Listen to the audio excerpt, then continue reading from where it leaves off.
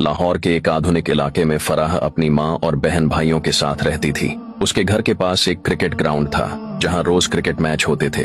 Ground के साथ T जना नाम की एक जगह थी और वहीं पास से ट्रेन की पटरी गुजरती थी जहाँ हर थोड़ी देर में ट्रेनें दौड़ती थीं।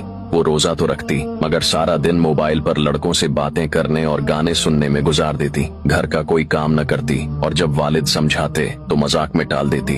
रोजा रखना ही बहुत बड़ा काम है, बाकी सब फजुल है। उसकी माँ भी ऐसी ही थी, दौलत को सबसे ज्यादा अहमियत देने वाली, शौहर और नेक बेटे को दबाने वाली और बेटियों को आजाद छोड़ने वाली। फराह की बहन भी उसी की तरह थी। इन दोनों को न रोजे की कदर थी न इबादत की, मगर जब घर वाले देखते तो फराह इबादत का झूठा ड्रामा करने लगती। तस्बीह हाथ में लेकर बैठ जाती ताकि सब यही समझें कि वो नेक है। फराह का बाप एक मेहनती मजदूर था जो सुबह काम पर चला जाता और रात को थका हारा घर लौटता, मगर जब वो आता तो बीवी उसके साथ नौकरों जैसा सलूक करती। वो खाने के लिए कहता तो वो तंजियां कहती, इतनी मेहनत करते हो फिर भी शिकायतें करते हो, खुद जाकर खा लो। जब वो अपनी मेहनत की कमाई घर लाता तो बीवी जबरदस्ती उसके हाथ से पैसे छीन लेती और पूछती, पूरे पैसे कहाँ हैं? एक एक रुपए का हिसाब दो। अगर शौहर कुछ पैसे अपनी जरूरतों के लिए रख लेता तो वो चीखने लगती, ये पैसे मेरे हैं, तुम्हें अपनी कमाई रखने का कोई हक नहीं। दो भाई, एक माँ का गुलाम, दूसरा बाप की तरह मेहनती फराह के दो भाई थे।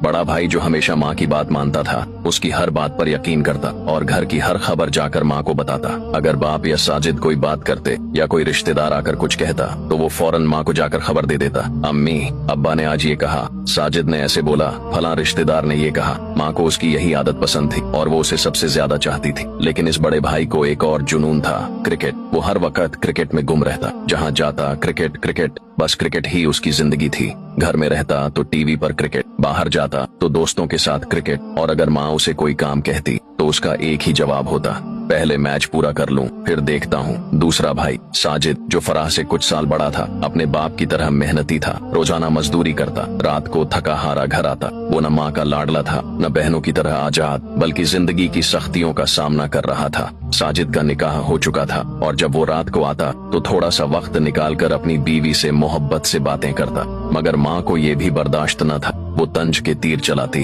अब बीवी के बगैर 2 मिनट नहीं रह सकते। माँ के लिए वक्त नहीं बचा, बस बीवी ही सब कुछ बन गई। तू भी अपने बाप की तरह बीवी का गुलाम बन गया। रमजान की खूबसूरत रात, फराह पर अल्लाह का अजाब। एक रात जब सब लोग तरावीह पढ़ रहे थे, फराह और उसकी बहन मोबाइल में मग्न थीं। अचानक फराह का जिस्म कांपने लगा, आंखों के आगे अंधेरा छा गया और वो जमीन पर गिर पड़ी। बहन खौफजदा हो गई। वो फराह के करीब आई और उसकी बेहोशी में सवाल करने लगी, फराह तुम्हें क्या हो गया? ये सब क्यों हो रहा है? कहीं तुम्हें अल्लाह के अजाब ने तो नहीं पकड़ लिया? मगर फराह कुछ न बोल सकी, उसकी जबान बंद हो चुकी थी। फराह को फौरन अस्पताल ले जाया गया। डॉक्टर ने कहा इसका इलाज मुमकिन है मगर काफी पैसे लगेंगे। माँ के चेहरे का रंग बदल गया। वो जो सारी दौलत जमा करने में लगी रहती थी, आज जब बेटी की जिंदगी बचाने का वक्त आया तो वो कहने लगी, इतने पैसे मेरे पास नहीं है, मैं ये खर्च नहीं कर सकती। बड़ा भाई भी माँ की तरह ही था, वो भी खामोश खड़ा रहा। मगर साजिद आगे बढ़ा। उसने अपनी सारी जमा पूंजी निकाली और फराह के इलाज के लिए दे दी। अल्लाह ने रहम किया और इलाज के बाद फराह ठीक हो गई।